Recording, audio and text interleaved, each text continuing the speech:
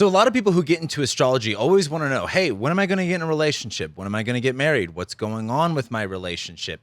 Where can I meet this person at? There's always a lot of questions about relationships in astrology. So in this video, I really just want to go over everything that you need to know about relationships in astrology. So let's just go ahead and get into it. So I'm going to be going back and forth with two different charts. This is just a random chart I pulled. This is not associated with anybody. However, I'm assuming maybe one person has a chart very similar to this. And we're just going to be using this as an example, not so much as like a personal experience somebody has, but just being able to relate to the chart and see how it works. As well, I will be having a blank chart that I'll go back and forth with. But the first thing that you need to know about relationships in astrology is really just understanding the houses, because let's say you have a kid, let's say you're already married, you probably understand that not everything in your life is about you. And that's going to be true whether or not you have a kid or not. And it goes for your birth chart too. Not everything in your birth chart is about you. However, the thing that does represent you is the ascendant. In my yearly rising sign horoscopes, a lot of people get upset because I'm like, oh, this is for your rising sign. They're like, well, why isn't it about my sun sign? Well, in ancient astrology, when all of this stuff came about, the ascendant was the representation of you. It wasn't so much your sun sign. Like, your sun sign is important, but the rising sign is more important and related to you because it was represented as the hour marker. This was like the time. This dictates like the time that you were born and where the planets were all at. In ancient astrology, it symbolized, where the heavens met the earth. So it symbolized where the body meets the soul and where the native took their first breath. So this is going to rule you, what you look like, your body, your health, things along those lines. But the ascendant is really you. Now, the opposite of that is going to be the seventh house. The seventh house and the descendant is all about one-on-one relationships. So when I say one-on-one relationships, this could be something like a doctor. This could be something like, again, any like one interpersonal friend. But oftentimes it is about your spouse. It is about your relationship, your boyfriend, your girlfriend, your significant other, whatever it is.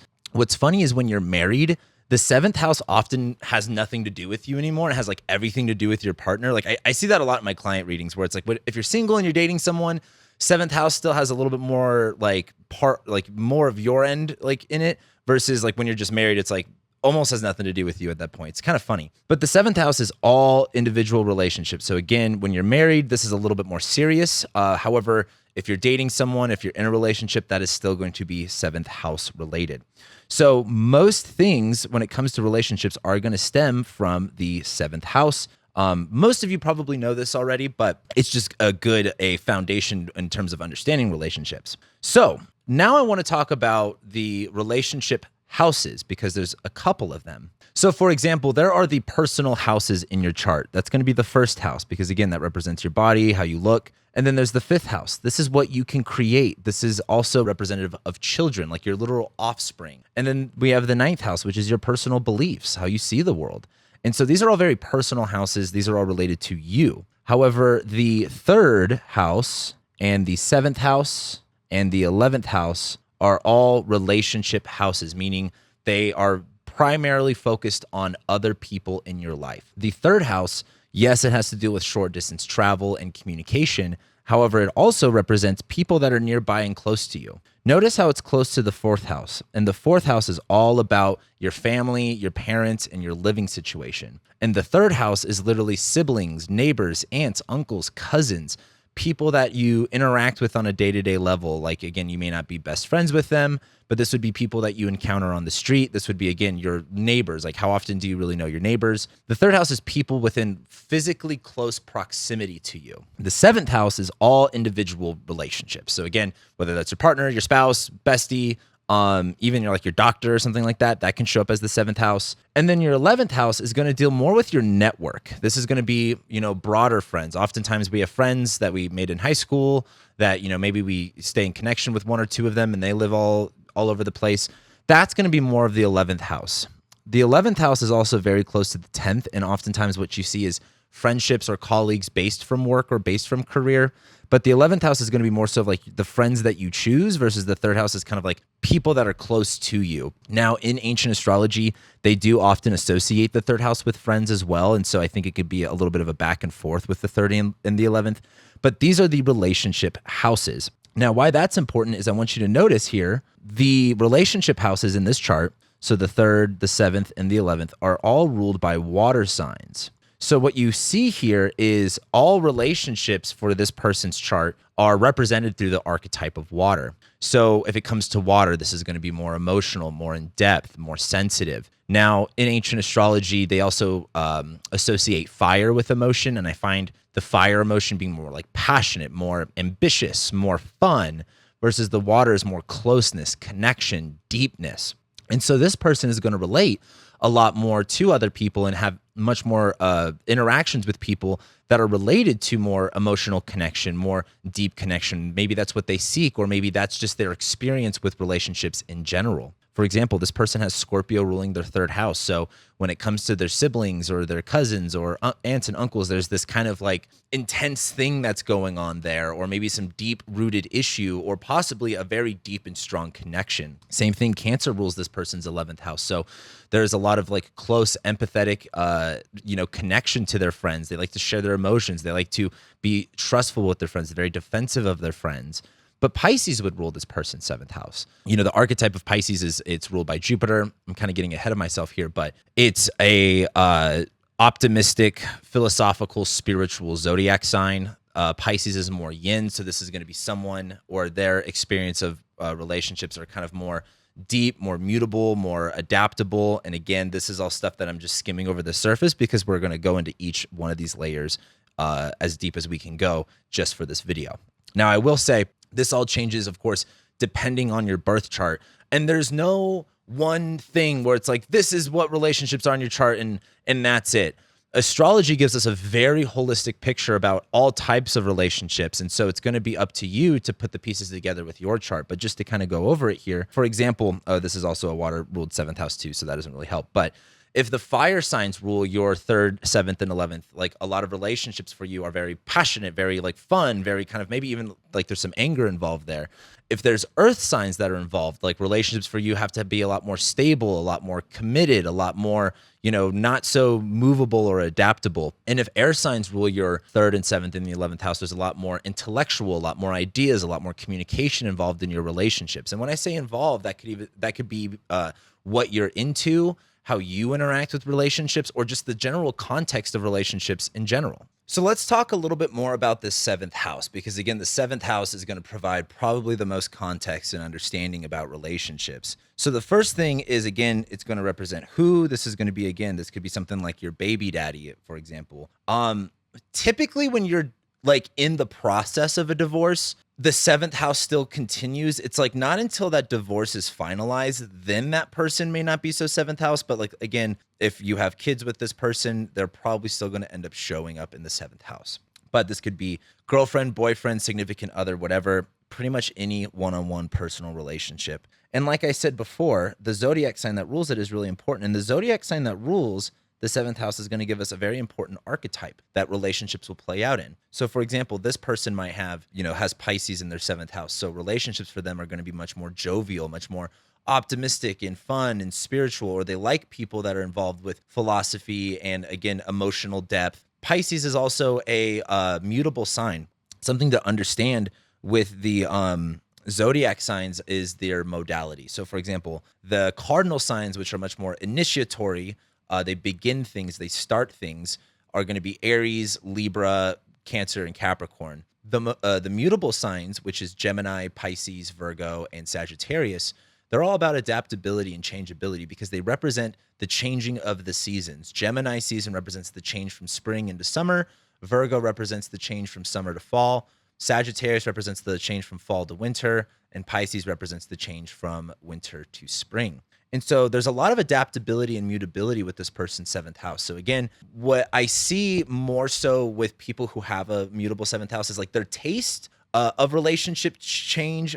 You might see kind of shorter timelines with relationships change.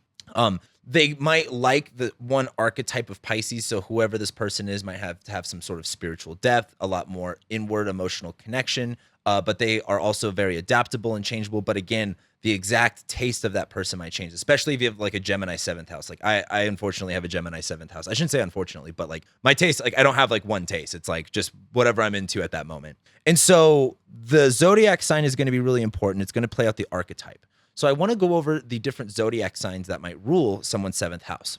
So if Aries rules your 7th house, Aries is going to be, again, fights, conflicts, energy, drive, ambition. You might like very driven and ambitious people. You're probably you are a Libra rising. So you like energized, driven, ambitious people, fighters. My sister is a Libra rising, and she's always dated like, motorcycle racer, MMA fighter, tattooed guy. Like that's kind of the archetype that she ends up going for. If you have like a Taurus ruling 7th house, this is going to be stable, calm, committed, luxurious, trusting, like just kind of sinking in good feelings with relationships.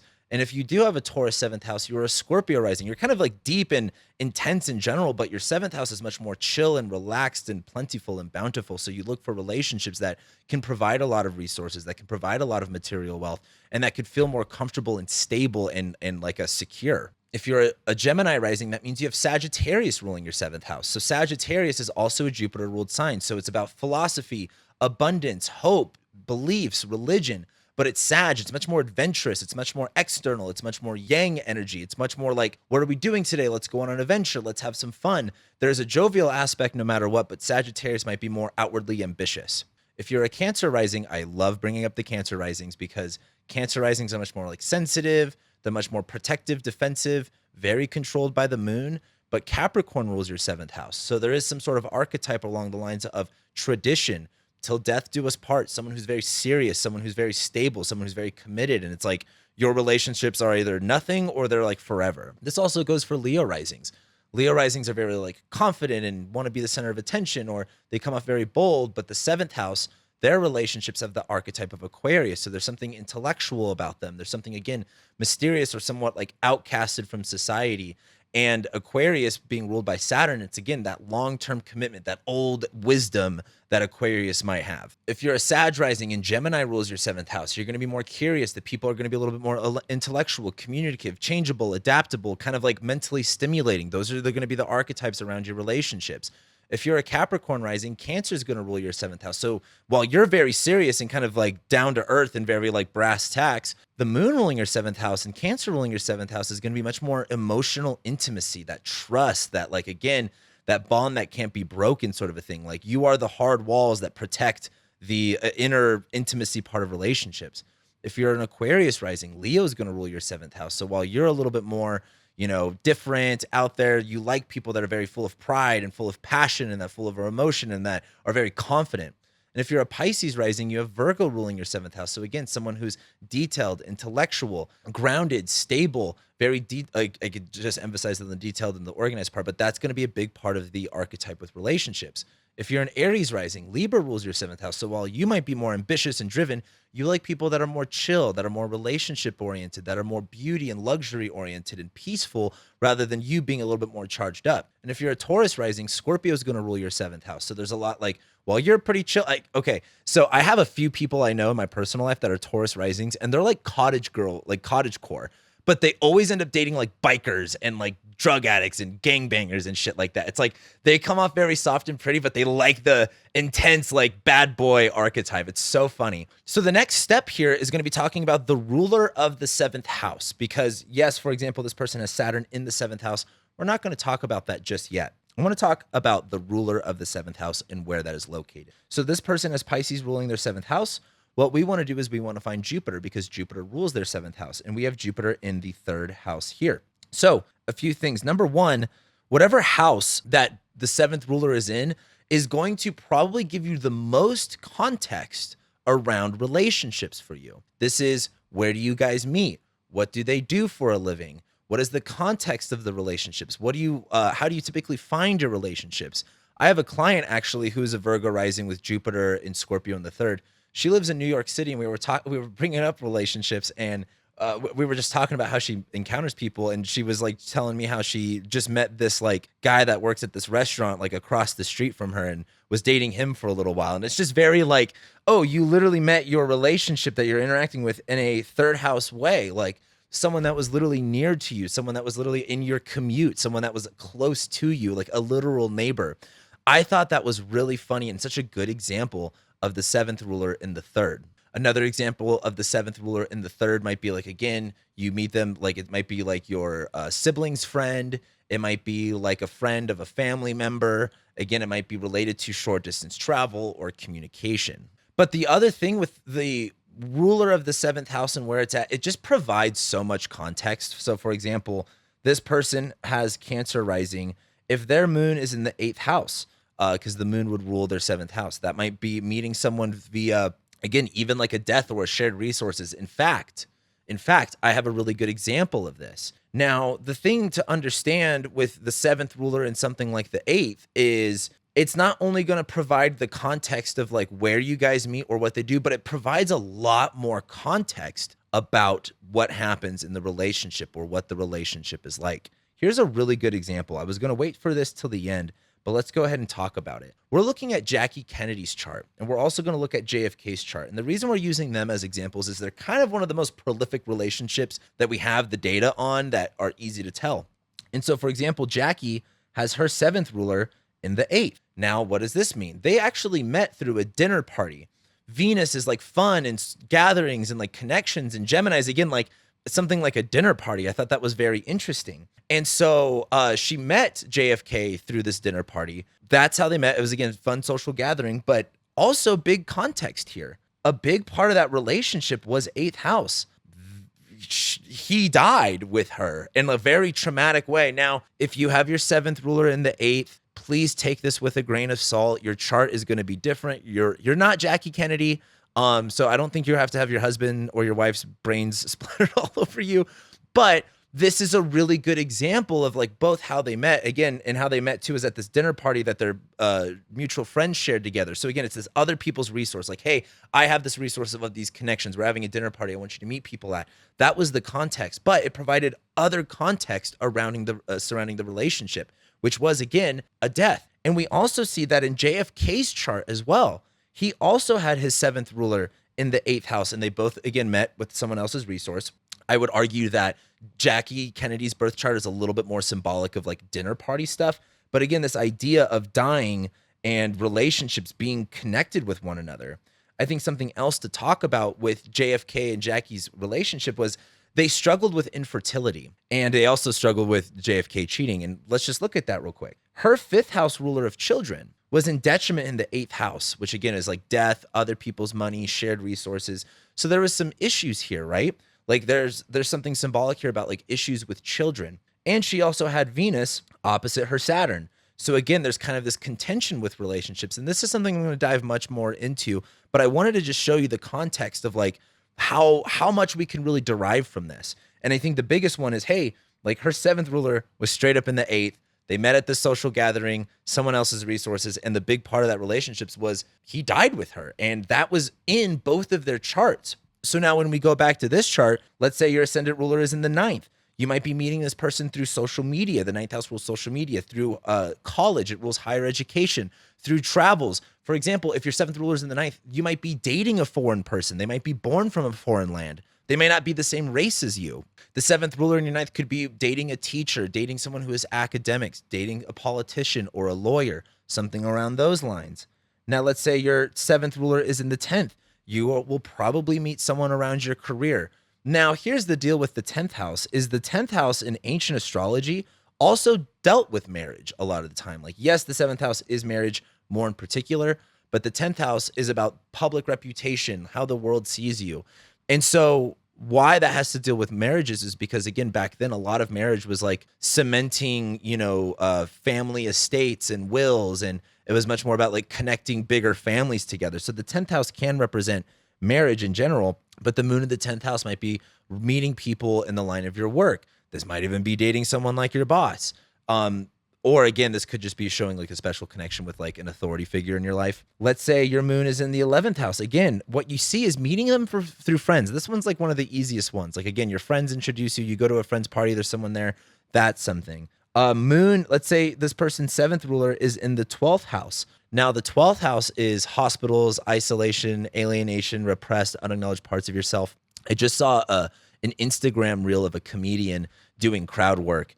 And he said, does anyone have any bad tattoos? And this woman's like, I do. It's like my ex-boyfriend and he's in prison. And long story short, it went through this whole story with this woman. And she met this guy when she was a like rehab counselor in like a drug program. And she met him through that. That's like 7th ruler in the 12th of like, oh, you literally met through a drug rehab program. I think that's one of the more better ways of looking at it. There's a few other things with the moon in the 12th house, or we should just say your 7th ruler in the 12th. This could be undermining relationships. This could be cheating in relationships. This could be hidden enemies in relationships. So for example, maybe you date people that really aren't that good for you. Do you have your ruler of the 7th and the 12th? Do you like self-sabotage through relationships? And just because you have your 7th ruler in the 12th does not mean you can't have love or you can't have a long-term relationship. But there is some sort of 12th house context that is going to come out of your relationships. And again, that might be meeting them via a hospital. Maybe you get injured and you meet someone through there, or like a rehab program. Or for example, maybe the person that you're dating is a nurse or a doctor or a therapist. That is also something that can come out of the 12th house. Now, first ruler in the first, my bad, 7th ruler in the first. This one is tricky, and I want you to understand why. The moon in this chart rules the 7th house. And if it was in the first house, it would be in Capricorn. The moon is in detriment in Capricorn, meaning the moon does not work well there. So if you ever have your first house, your 7th house ruler in the first, that means that planet is in detriment. And I've got a really good example of this. Let's go to Johnny Cash's chart. So if you don't know this already, Johnny Cash and June Carter, they were both married at the time. And after they met and they fell in love, June remarried somebody else. I don't know enough about the story to say how much infidelity was there. But the idea was they were both like, I was reading a little bit of a bio about them, and June said like, we were both not ready to fall in love with each other. We were both in situations that wouldn't have worked for us. And Johnny has his 7th ruler in the first in detriment, where there's this context about meeting someone that is not an ideal context. It's not exactly what they wanted, but also it was like they just met backstage. And when you have your 7th ruler in the first, it's like oftentimes people come to you. Like when your 7th ruler is in the first, that person comes to you. That's how you meet that person. But something else that you'll see is with the 7th ruler in the first is that person being at detriment to you. So for example, in a bad relationship, this person might be like, oh, I can't do without you. I can't live without you, sort of a deal. But also too, like, let's say you do have a very healthy relationship. That person might be like, and again, you have 7th rule in the first, they were like, no, I'm dating you. No, I'm going after you. Like, I want you. But let's say you do have a healthy relationship, everything's fine. There might be a point in the relationships where that person that you're dating is very dependent on you in a way that is a little bit uncomfortable and a way that is kind of hard. But hey, life is, and relationships are a lot about sacrifice and commitment. And so the 7th rule in the first thing is really, really interesting, and how it can kind of manifest. So just keep that in mind. So let's say you have your 7th ruler in the second, something to do with money and possessions. I don't know, maybe it's like a Craigslist trade. If you have your moon, your 7th ruler in the third, like I said, short distance travel, through friends, people around your neighborhood, sort of a deal. 7th ruler in the fourth, I've kind of like, again, each one of these examples are very dependent on your own chart and circumstances, right? Like this isn't just like, all I'm doing is explaining everything as best as I can, but it's really up to you and your life and your context. Like again, 7th ruler in the fourth almost reminds me of like arranged marriages. Like, you know, your parents literally pick your partner for you. Or again, I saw an Instagram meme where this woman, she was getting a pap smear or something like that. And her OBGYN, which is a girl, was like looking down there and was like, and they were talking about like, oh, you're single. And she was like, oh, my son would be really into you. And it was just kind of, and it was like a meme making fun of that. But that's like 7th ruler in the fourth. Like your parents introduce each other, or again, there's some sort of family connection to it. If your 7th ruler is in the fifth, there's some sort of kid, there's some sort of love, romance. Again, maybe it's like a hookup sort of a deal that ends up kind of going on for a while. 7th ruler in the fifth can again bring a kid into the picture, and that's kind of the context. 7th ruler in the fifth can also be a musician, an artist, a painter, something along those lines. Or again, maybe you have a child and you're taking him to school and you see someone else that has a kid and you're kind of, and they're single and you're kind of like, hey, what's going on here? Like a kid can bring you guys together. And then 7th ruler in the sixth, I didn't mention this before, but the 6th ruler also rules coworkers and employees.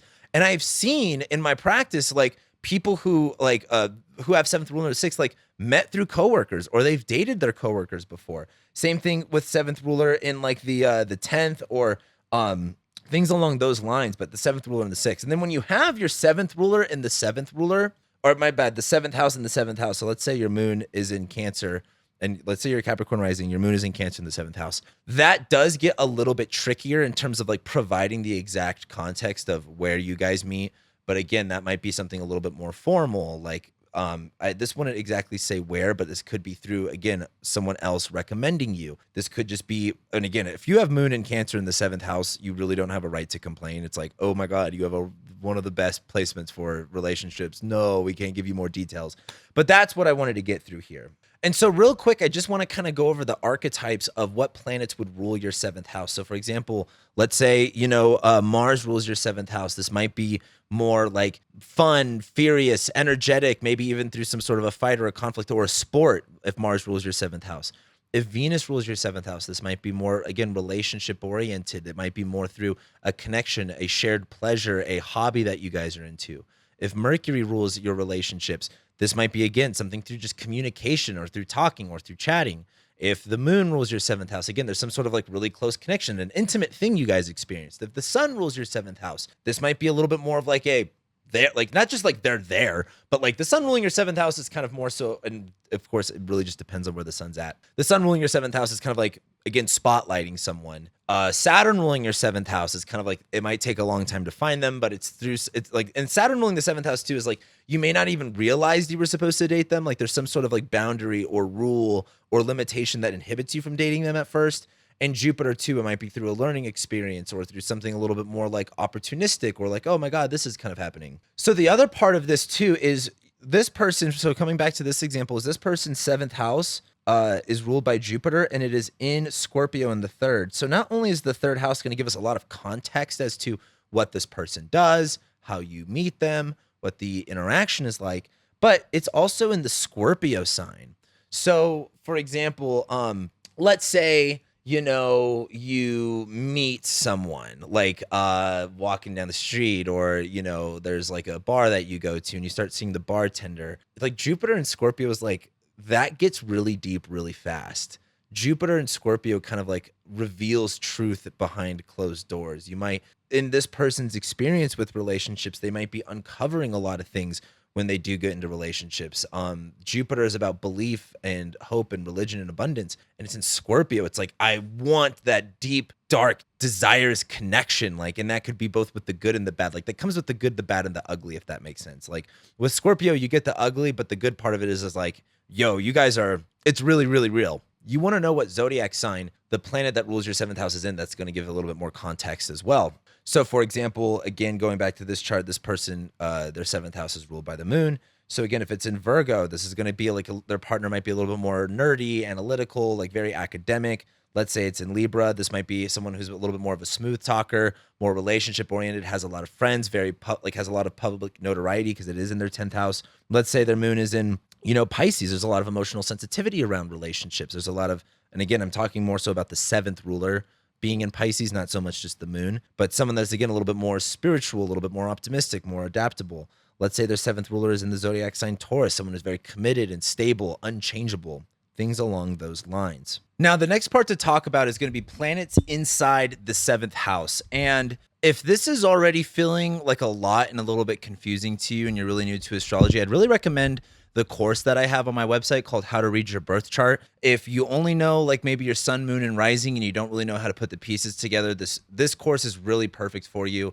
It's very short, but it gives you a very, very foundational understanding of how astrology works with a little bit of other insights to help you put it all together. And this video combined with that course will really help you out. Now, the other thing to say about this is, like I said in the beginning, there's not one thing that says, oh, this is what relationships mean for you. It's really all of the things. And this is what this video is about, is what are all of the things that we can look at regarding relationships so that you could put this together in your own birth chart. And the thing is too, you have to like really kind of understand your birth chart in a way that this will all make sense. Because again, if you're like really new, or again, you're still kind of learning stuff, you might be able to put a few pieces together, but once you really understand the planets and you understand the zodiac signs and everything like that, it'll be easier for you to go, oh yeah, I have X, Y, and Z, and that makes sense because I had A, B, and C happen to me. So this can feel like a lot.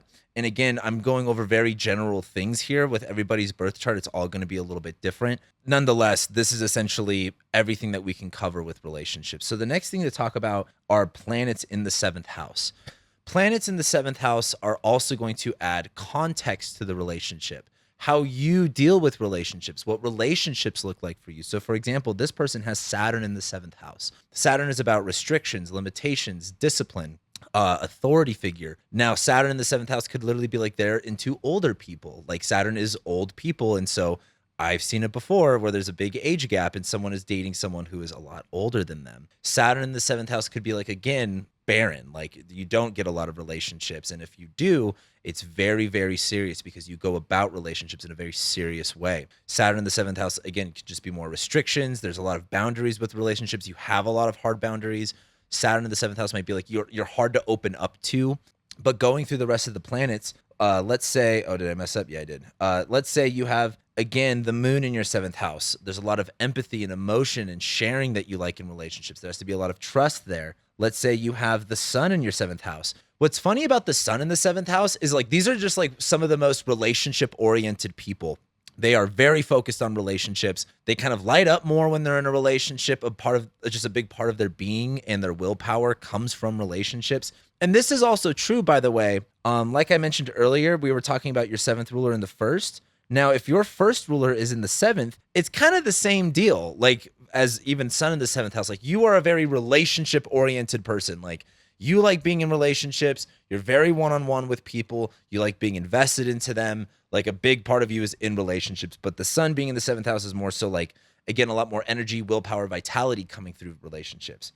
If you have Mercury in the 7th house, Mercury in the 7th house is very chatty Cathy. Mercury in the 7th house is, again, a lot of communication, information, things like that. Something I didn't talk about until just now is you also have to look at, like, again, let's say Mercury rules your 7th house, and let's say you're a Capricorn rising. We need to look at what planets are, what houses Mercury rules in your chart. So for example, this person has the 9th ruler and the 6th ruler, which is Mercury, in their 7th house. So that's going to add more context. So for example, if we go back to this person, they have Saturn in their 7th house. Well, Saturn rules their 5th house of love, romance, sex, pleasure, art, music, recreation, as well as their 6th house of coworkers, employees, pets, ill health, doctors. So these two things are going to combine and add more context to the relationship. So for example, maybe they have an interest in a coworker, but it's a big kind of a no-no sort of a deal. That could be part of the context here. Maybe they have some health issues that might inhibit them with relationships. Their 5th house ruler is also in the 7th. So again, maybe liking someone that's more creative or artistic or a teacher related to any sort of a creative endeavor. Those are kind of the things that you can look for or the ideas that you can think about looking at this. So coming back to this chart, this person has Mercury here. Mercury in their 7th house is going to be a lot more about like communication. You like to communicate with other people. And it's Mercury in this example, like Mercury in Cancer, like sharing emotions and talking about things, maybe even a little bit of gossip. But Mercury rules their 9th house and it also rules their 6th house. So again, this might be like relationships come from school, online, teaching. It might come from like again, maybe you go to church, like 9th ruler in the 7th might be like you literally meet someone via church. Or it's their 6th ruler as well in the 7th. Maybe they have a dog and they go to the dog park and they meet someone there based off of y'all got dogs. 6th ruler, again, is like coworkers too. So meeting someone via work, that is a way that you would look at this. So when you do look at a planet inside of the 7th house, you do want to look at what houses it rules because that's going to also give you a lot more context. But let's say you have Venus in the 7th house. There's a lot of fun here. There's love, romance, connection. And again, Venus rules those things, but how you do love, romance, and connection depends on the zodiac sign that it's in. So for example, you have Venus in Cancer. There needs to be this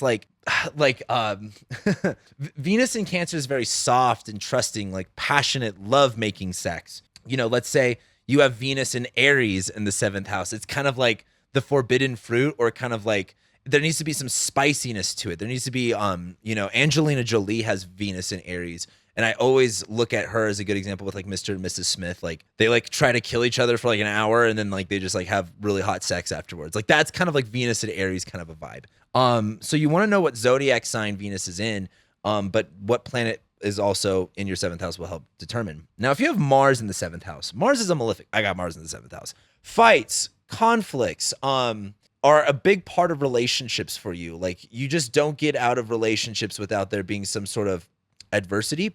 Now, if you're like a night chart, if you're born in the day, Mars is a little bit worse. If you're born at night, Mars is a little bit more easier to deal with. But Mars in the seventh house, there's going to be fights and conflicts related to relationships. So, like for example, if you have Mars in Cancer in the seventh house, like this is kind of like you can get maybe insecure or defensive in relationships, or you can date very insecure and defensive people, and that kind of inhibits what you want in relationships. But let's say you do have Mars in a night chart, like Mars in Cancer in the seventh house in a night chart is very protective and defensive of relationships. Maybe at a good point and maybe at a bad point too.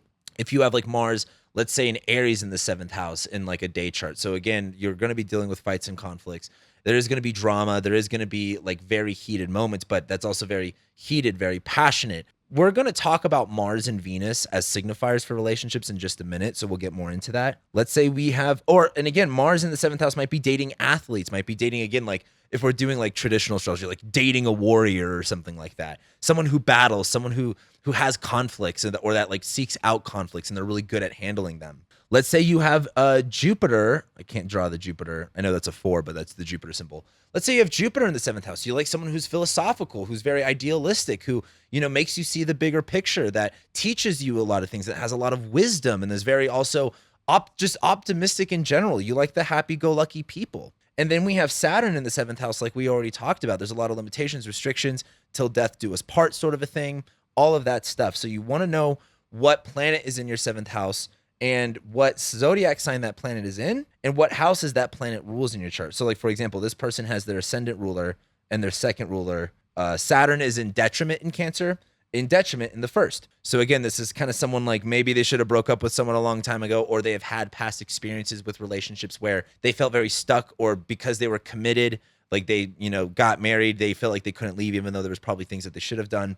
First ruler in detriment, the seventh is like, again, at times they've had to be very dependent on their partner, or they find themselves in a way that maybe not be healthy, like dependent on partners, like they don't have a lot of that independence.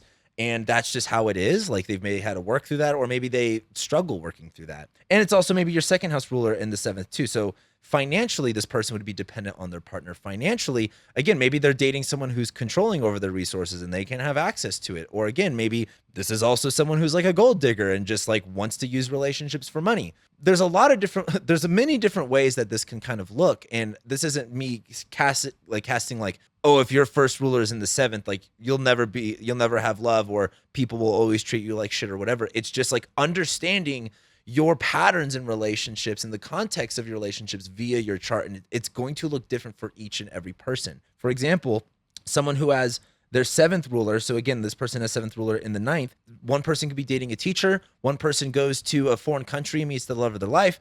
Another person meets someone online. Like all three of those things are different for each person, but not all three of them are going to be like the same. So it's just important to know that, because I feel like when I do astrology and I say this kind of stuff, people always go like, well, but what about me? And what if this? And it's just like, you've got to be the one to put the pieces together for your chart and your life and your context, because I cannot do that for a general video for everybody. So here's another one. The next thing that we're going to talk about is aspects to the ruler of the seventh. This is going to, again, provide more context. That's what we're doing here, is we're going down the list of all of the context that we can go over to where you can look at your chart or your friend's chart or whatever and get really good insight as to what's going on in the relationships. So if we look back at this example chart, Jupiter rules their seventh house and it's in the third, right? So we understand a little bit more of maybe how they meet relationships, how they interact with relationships. But the only real aspect, we have like two aspects to talk about here. One is the moon is in Leo in this chart, in the 12th house, and it is squaring Jupiter. So squares are two planets not really working well together. And I think it's important to also understand what each aspect means. Again, not every aspect is bad. For example, if you are like a leader in some sort of area, you don't want a bunch of yes men around you. You want people to challenge your beliefs and your ideas. That is what a good square is for. You can even look at something like an opposition, which is what's going on with these planets right here. And an opposition can be steamy. It can get frustrating, but it can get steamy. It can get fun. It can be competitive. But this person has the moon in Leo. This person has the moon in Leo squaring, in their 12th house, squaring Jupiter. So what does that mean? Well, we have to look a little bit more about the moon, what the moon represents. So the moon is about our emotions, our body, and how we feel. This person has moon in Leo, so they have maybe a lot of pride, a lot of passion that they put into things. But it's in their 12th house. The 12th house is hidden. It's unaccessible. There is this part of that's related to self-sabotage, hidden enemies, the subconscious and fears and phobias. And something to think about is the moon rules this person's 11th house of friends, and it's in their 12th house of hidden enemies, fears and phobias, and self-sabotage. So maybe they have some sort of distrust with friendships. Maybe they have some sort of distrust with getting close to people, or maybe they have a moon in Leo and they're so arrogant and bombastic that their friends just fucking leave them because they're annoying. The other thing is this person is a Virgo rising. So because they're Virgo rising, they have Mercury retrograde in the 11th house as their ascendant ruler. So this describes them a lot. They're very social, they're very connected, but it's Mercury retrograde. There's oftentimes miscommunications or delays with their friends, or what they thought first about their friendships ends up not being true, and what they thought was true or what they thought was not true might have ended up being true. So again, Mercury retrograde is like their ideas and their associations with friendships constantly change. They might be wrong, they might be right. They might be good at weeding people out also because their 11th ruler's in the 12th, like knowing who is their friend and knowing who is their enemy. So that's important context to note on this chart in particular. But their moon in Leo is in the 12th.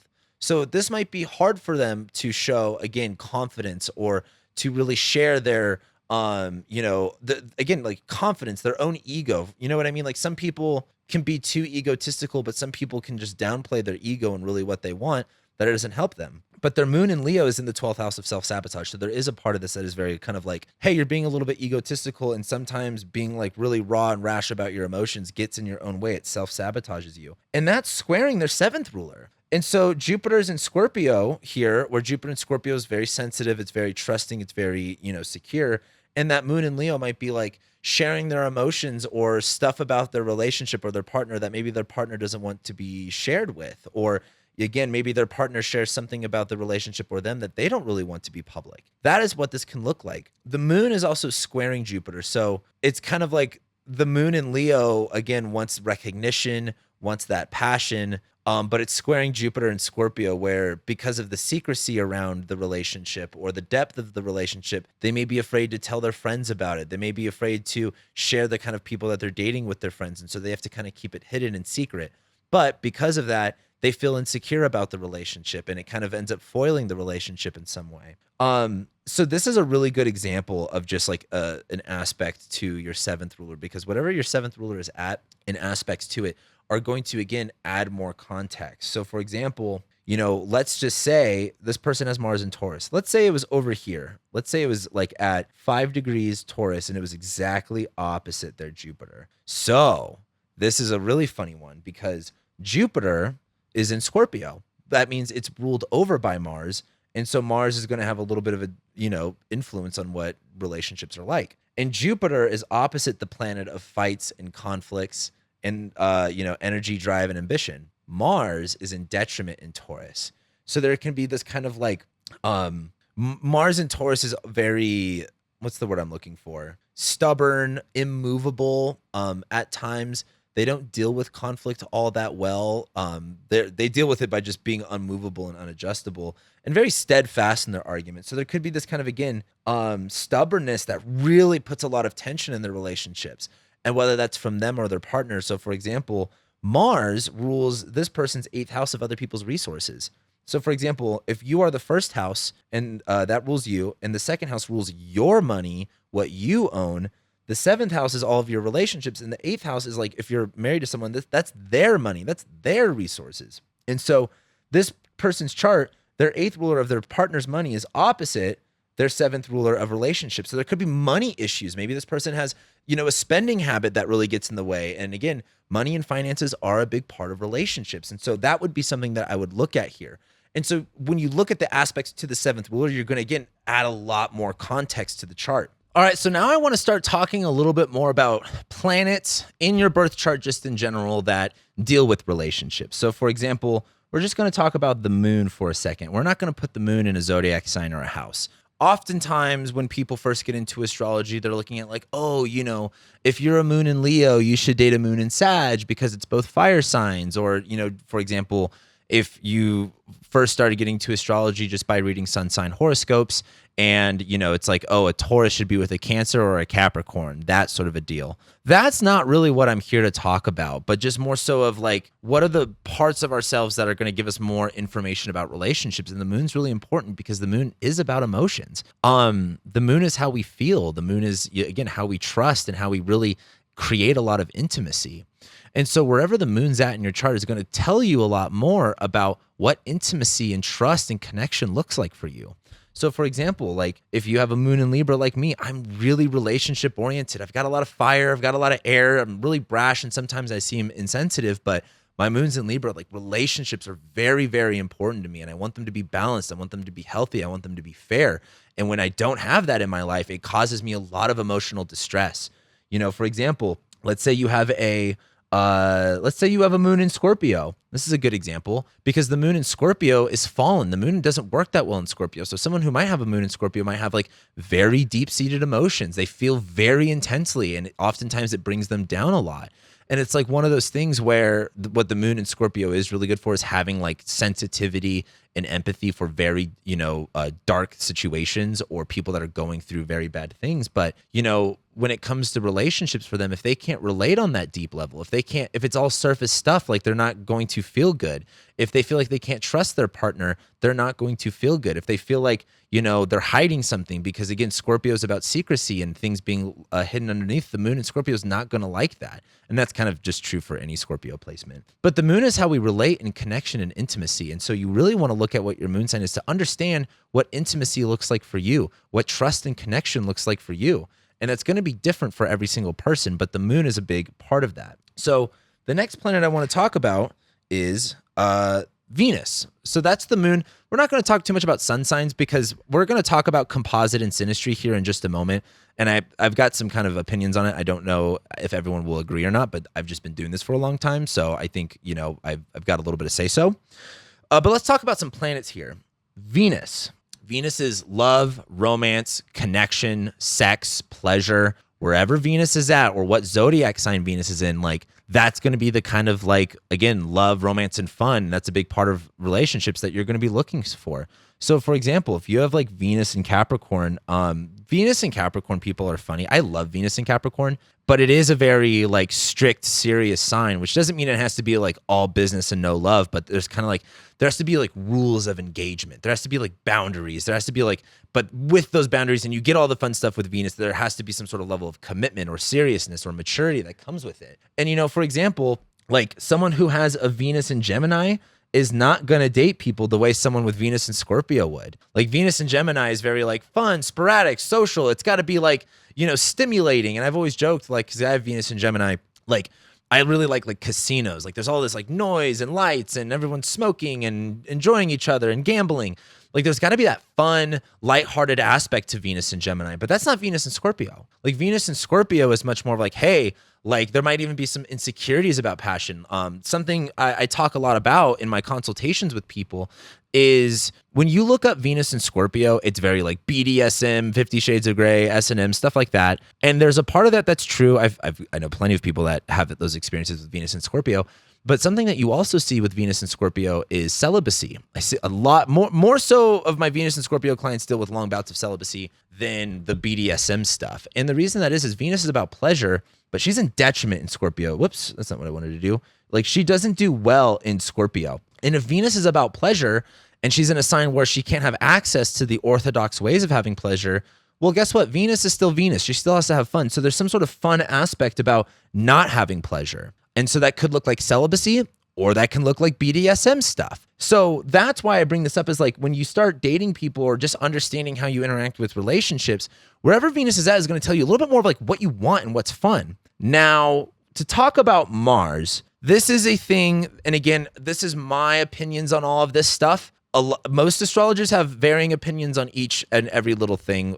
We love to nitpick about stuff like that. There is a lot of talk that Mars rules sex, and Mars does rule sex and Venus does rule sex. I sometimes struggle putting those pieces together all the time. I feel like Venus is like the fun part and Mars is kind of like the more penetration part, the more like serious, like more primal part of it.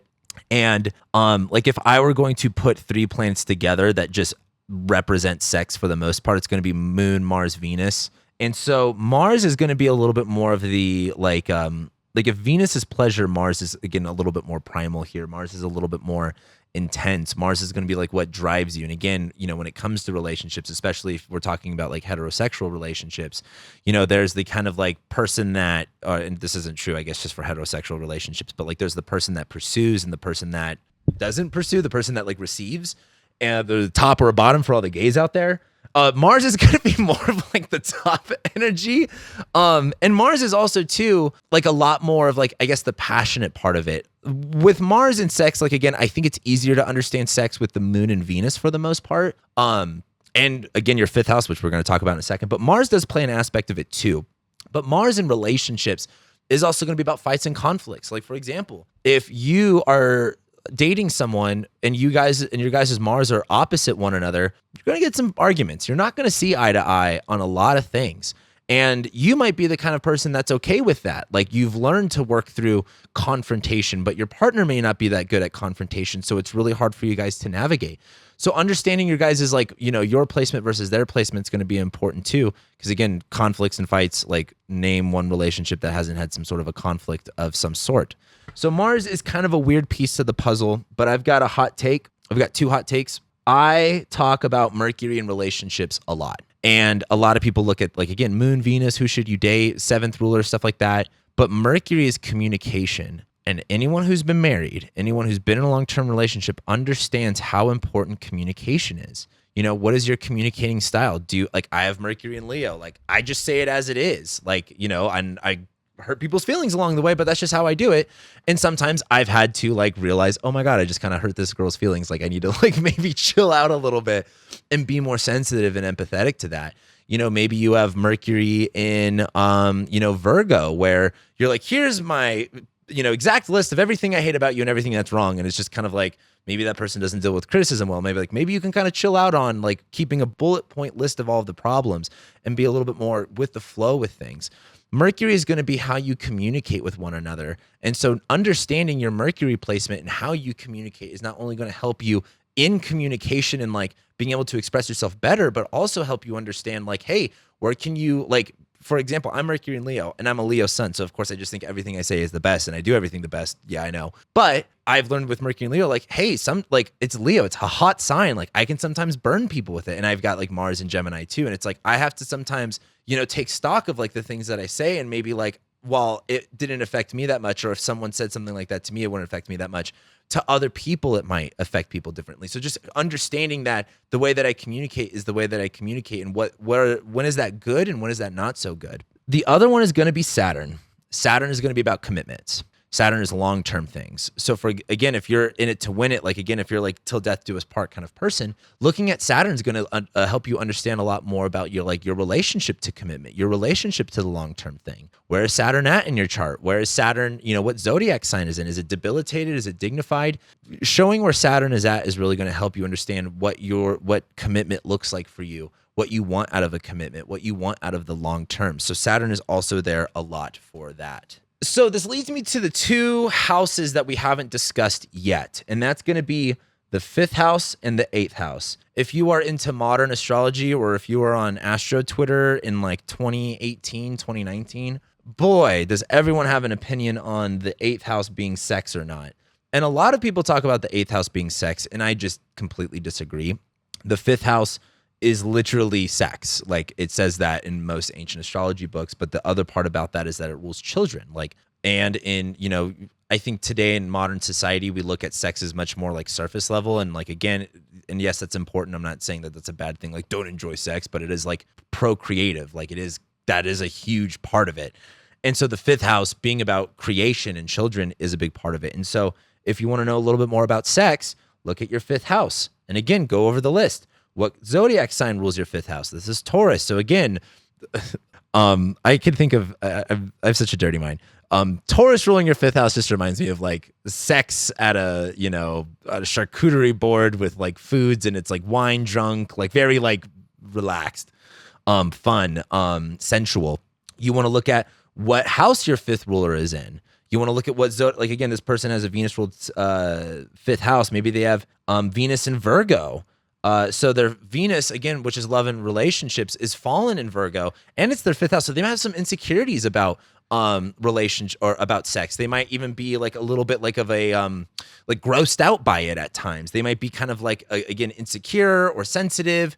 Venus in Virgo is also like, again, there's a whole very sexual thing. Like Venus in Virgo could be like I don't even want to fucking say it. It's, if you look into the astrology, like the ancient astrology stuff, you'll read about Venus and Virgo and like other placements. You're like, damn, like it can be kind of freaky. It's the way I'd look at it. Because like again, same thing with Venus and Scorpio. Venus and Scorpio, it's either celibacy or like BDSM. Venus and Virgo's kind of got the same situation going on, but in a different way.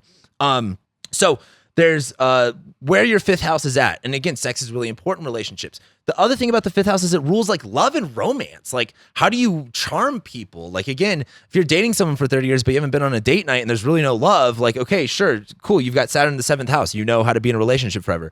But is there any fifth house stuff going on? Do you guys even like each other? Do you compliment each other?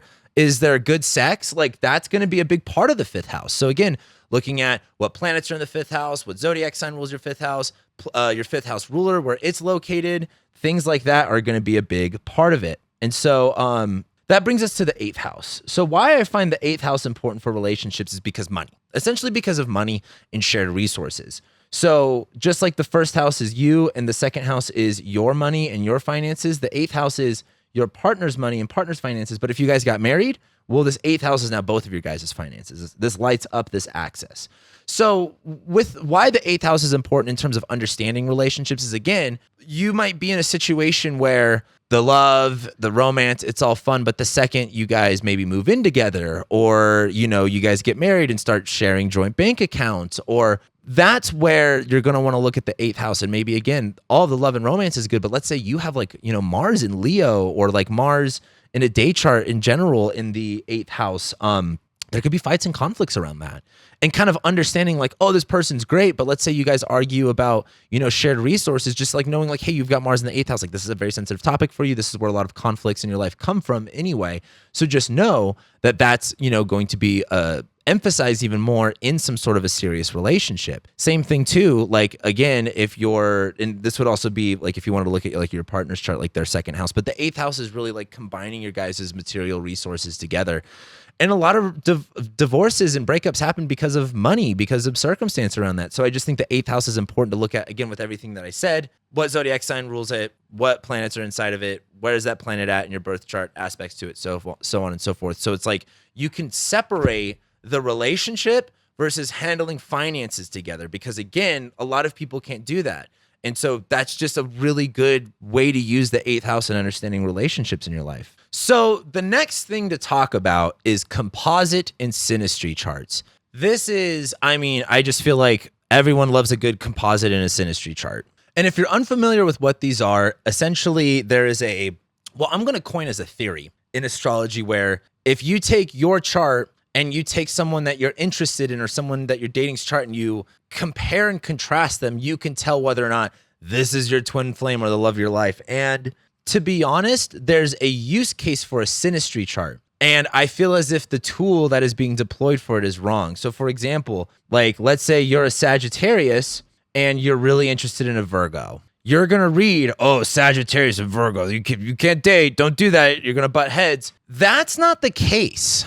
I have seen so many times of people who had good synastry. So a good synastry be like, they have, you know, let's say Sun in Leo and Sun in Aries, and their moons are, you know, both conjoining in Cancer and all that stuff. And I've seen those relationships go horribly wrong for one reason or another. And then I've seen people, again, with like really not that good synastry, if any at all, have awesome relationships.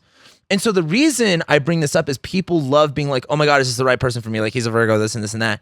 What synastry is good for, and synastry is essentially, if I draw a circle right here, synastry is comparing two charts. So like, let's say Sun here, Mercury here, Jupiter here, Saturn here, let's say Venus here, Mars here. So this inside chart is one person's chart, and this outside person, let's say it's, Sun here, Mercury here, and then let's say, Venus here, and then let's say Mars here, let's say Saturn here, and, Jupiter here. I don't know. A synastry chart compares these two charts and it shows you like, hey, like for example, this person has Venus quincunx the other person's Venus. And so if you read something about that, it may not be like the best. Or they have Mercury square Mercury, where it's like, oh my God, you guys are always going to fight. It's going to be bad. This synastry charts are not good about telling you about the like whether or not this person's compatible with you. What they're good at doing is understanding how you interact with that person. So for example,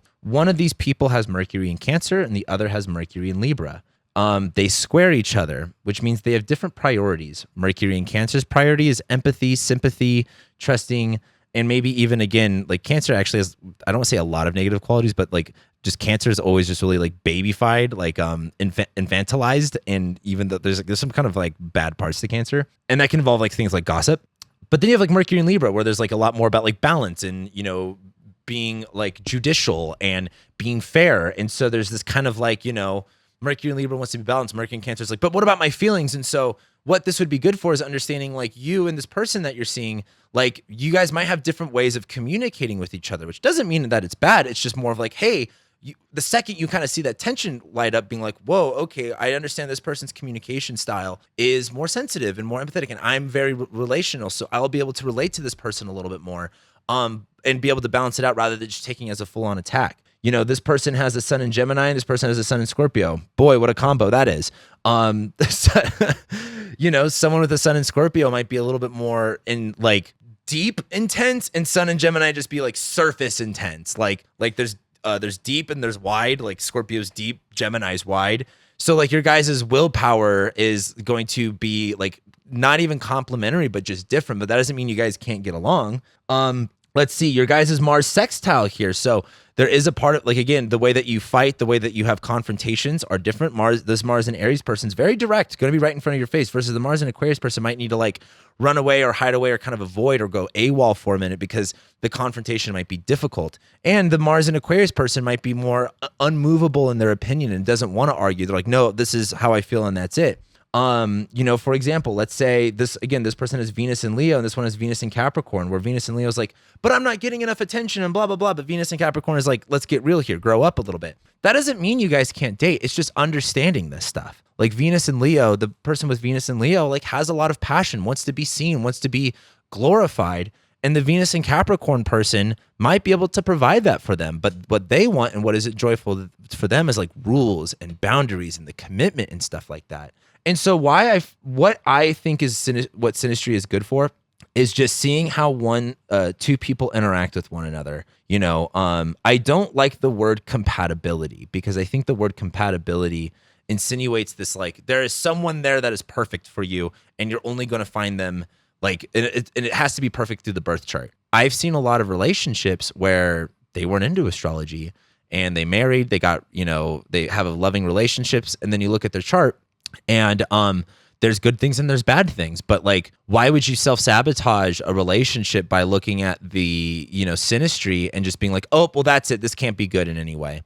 That's not always the case. And I just think synastry is a tool that is over deployed in astrology, and it's being used in this way of saying, are you compatible with this person? Will you work with this person? Well, actually, you're honestly compatible with anybody. Like if you're stuck on a desert island with someone and that's the only one for the rest of your life, probably gonna end up somehow making things work out. Maybe not in, the most idealistic dream way. But what I'm trying to say here is that what synastry charts are good for is saying, okay, how do I do things versus how do they do things? And is that something that we can both agree on or where we will see things differently? And here's the other part of this. In astrology, there's this idea that, like, for example, someone who's a Sag and someone who's a Leo should be perfect together. And I'm sure that's a great combination a lot of the times. But you have two masculine fire signs versus like what you end up seeing in relationships is like, again, opposites attract. And that's why understanding the first house and the seventh house part of it's important. Like, for example, you might be very Capricorn and serious in business and all that stuff, and you're really good at that. That's what you should do. Again, maybe finding a partner that's got the sensitivity going on, that's got the emotion, that's got the trust, the nurturer part of it. Like that might be something that you're more attracted to rather than someone else that's just as serious as you. And so it's just understanding yourself, understanding what you're into, and understanding what works and what doesn't. And I just think looking at someone's birth chart to say, oh, whether or not you guys will work together or not is not good. Because again, you're not going to find someone with the perfect birth chart. You're not going to find someone with the exact perfect synastry that you're looking for. And even if you do, they may not like you, and you may not like them, because again, we're complex beings.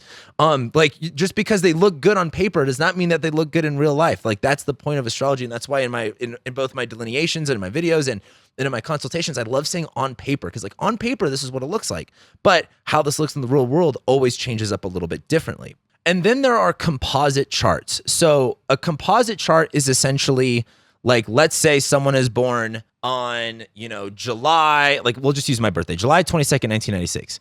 And let's say there's someone that is born April 15th, 1999. A composite chart is essentially, it's like a midpoint chart. It's like, where are the midpoints between those two charts? So if someone is, again, like I'm a Leo, and let's say that one person is an Aries, I don't know, the midpoint of that, again, I'm 0 Leo, but let's say this person's 0 Aries, the midpoint of that is going to be 0 Gemini. So a composite chart is essentially its own birth chart. It's not two charts being compared. It's one birth chart. In fact, here, I'll actually just show you. Let's do this. Oh, actually, I can't because all my stuff's taken down. Anyway, you can just look up a composite chart, which I'm sure a lot of you have anyway. But it just finds the midpoints of your guys' placements and puts them together. I actually like composite charts because I have always found that they tell a story about because you are an individual, but the second that you entwine your life with someone else, like you become someone else. It's kind of like, for example, in astrology, we elect wedding charts. We elect the start of a business because that's the beginning of that thing. It's the birth of that thing. And I look at composite charts as like the birth of that relationship. Here's what this relationship kind of looks like. And composite charts, it's one of those things that I can't really go into all that deep here. Like this is, again, just general everything to know. I do like composite charts though for explaining more of the story and the context with the relationship. Like again, where are your emotions at? Why does everything feel so intense? Why is this area good? Why is this area bad? And I think composite charts are a really interesting tool to deploy.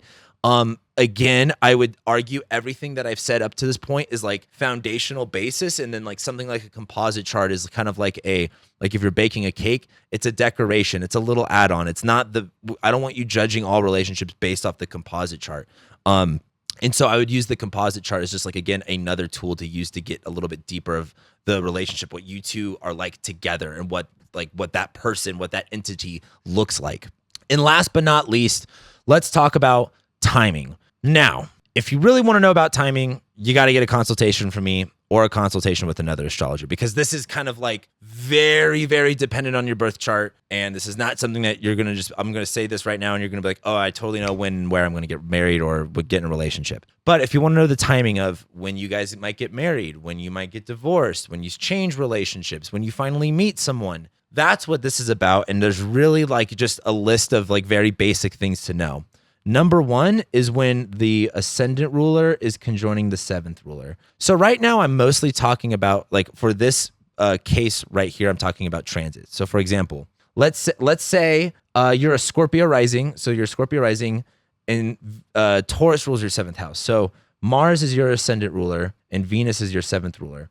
We would want to look at when Mars and Venus conjoin in the sky. When your first ruler and your seventh ruler come together, that is oftentimes a signature for meeting someone, starting a relationship, getting into a relationship. Because again, it's literally your ascendant ruler and your seventh ruler relationships coming together at the same point. So that's one thing to look at. Again, I don't really have these aren't in any sort of particular order of importance, but that would be one to look at. The next one I would look at is transits through your seventh house. So we're looking at your seventh house. This is your birth chart. And whenever a transiting planet hits it. So for example, let's say the sun is in Cancer. We're about to go into Cancer season here because it's the end of May. So end of June is when the summer solstice happens. When the sun is going through your seventh house, relationships are just a little bit more highlighted for you in general. That could signify getting in one, but typically not really. It's mostly like, hey, this is just when relationships are highlighted for the most part. Now, let's say the moon is going through your seventh house. This is a little bit more of like, again, bringing more of importance, more so on the emotional level with relationships, not my biggest significator for meeting someone. What I would say, though, is Mercury being in your seventh house. Mercury being in your seventh house is definitely communicating more with people, but let's say it's a Mercury retrograde. Mercury retrogrades in your seventh house, I've seen it as meeting someone, getting in a situationship, breaking up, but going back together again, or just again formally breaking up. Like Mercury retrogrades in the seventh house are definitely like, okay, there's definitely something going on with the relationship at this point. Like the moon only will last 2.5 days. The sun is just kind of like highlighting it in general.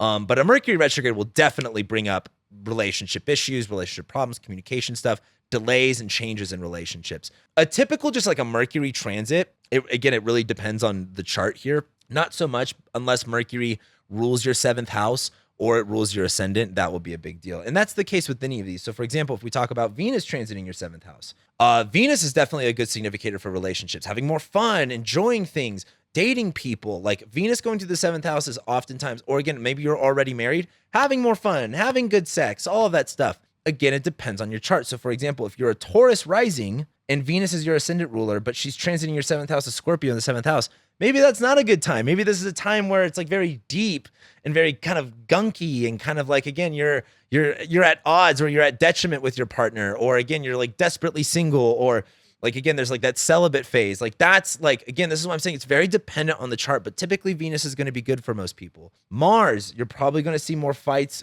involved and more conflicts involved in your relationships. Not the best time unless, of course, Mars rules your seventh house. So again, if you're a Taurus rising, and especially if you're like a night chart, I would love Mars transiting your seventh house because Mars rules Scorpio. It'd be transiting Scorpio. It'd be transiting your seventh house. A lot more energy, action, and drive in relationships. So I would actually like that.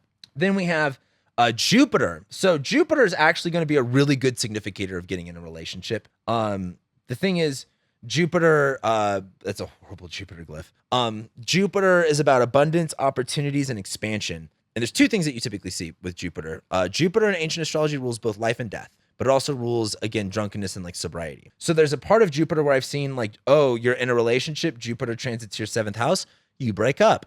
Oh, you've been single for a long time, Jupiter enters your seventh house, you meet people, you start dating more, and you get in some sort of a relationship. And typically, and Jupiter lasts one whole year through a zodiac sign. So if Jupiter's in your seventh house, it's there for a year. You got some time, but it's a lot about like learning and exploring about relationships. And again, it also depends on what house Jupiter rules, how it's all configured in your birth chart. And then we have Saturn. Saturn is either good or bad. Good would look like marriage. Like Saturn through the seventh house is like, hey, like you're getting married. We're taking some serious commitments here, long-term stuff. Bad would look like, again, like divorce. Like, again, there's this heavy restriction in a relationship. And where the good and the bad kind of meet together is, again, if you're married for someone for 30, 40 years, you understand not every day is going to be a good day and there's going to be good times and hard times. And let's say, again, Saturn takes Saturn takes 3 years to go through one zodiac sign. So if Saturn's in your seventh house, it's there for 3 years. So that might be a 3-year period where, again, maybe you meet someone, you get serious, you get married, bada bing, bada boom, you're done. But let's say you're married and you're in this committed relationship, you're not going to not commit. This might just signify a harder time in the relationship. Or because I have a lot of women clients, like when Saturn's transiting their seventh house, like I always just refer like, oh, your husband's getting old man syndrome, like shaking their fist at the cloud, getting upset at things, acting a little bit older, being a little bit more stubborn. Like that would be a description of it. But like Saturn transiting your seventh house is going to bring those Saturn archetypes. I don't know if it's the best one for meeting someone. It definitely can be. I just don't think it's the best, but it's definitely good for things like marriage. Now, another thing is your seventh ruler's synodic cycle. So for example, Jupiter, let's say this is, Sagittarius. Jupiter rules your seventh house. So Jupiter goes through one zodiac sign per year. It's like 1 year you're in this relationship, the next year you're in this relationship, the next year you're in this relationship. You might meet someone here and you date for 12 years, and when it comes back around, you get married, but then you're married for 12 years and you come back around and you divorce, or you get married for 12 years and then 12 years comes around and you have your kid.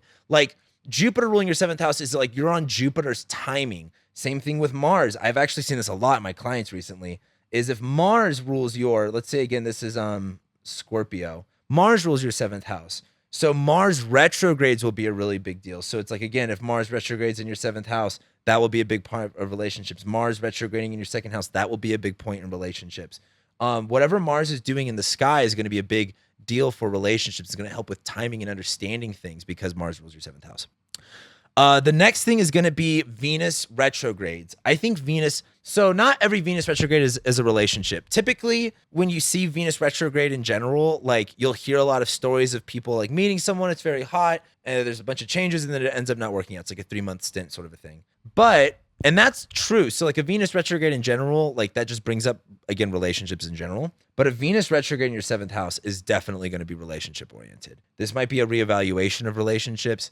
This might be a change in relationships, but just a Venus retrograde typically is always going to bring up some sort of relationship factor. But again, it depends on what Venus rules in your chart, the placement of your Venus there, what house or what zodiac sign Venus is retrograding in, because that's all going to change. But it's kind of, I think it's a safe rule to say that Venus retrogrades will be important about relationships. Not the last thing, but the next thing is eclipses. Eclipses in your 7th house and your 1st house, because eclipses work in axes.